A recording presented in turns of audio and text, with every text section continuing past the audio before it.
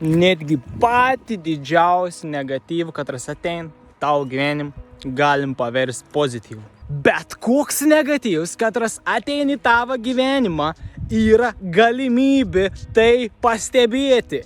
Tai tu dėkok tam negatyvau. Tu sakyk, ačiū, kad tu pasirodai ir kad man tavęs dabar ieškoti nebereikia. Kad aš tave matau dabar. Aš dabar galiu pakeisti tave. Aš galiu transformuoti tave. Tai tas ir yra. Nežiūrėk negatyvą, kad oi blemba, čia įruns, piktis kyla, blogas emocijas ir. Ne, nu gerai, anos ir pripažink tai, egzistuoja, bet tau yra šitais galimybė, iš dangaus atsirado, va, ir tu matai, tu gali pastebėti, tu gali viskas, ant ir čia, ant prieš tau akis yra. Tai bet kokia situacija, kad ateini tavo gyvenimą, galima paversti pozityvą, nes negatyvus dalykai, kad reikia išlend, yra galimybės transformuoti tą negatyvą į pozityvą.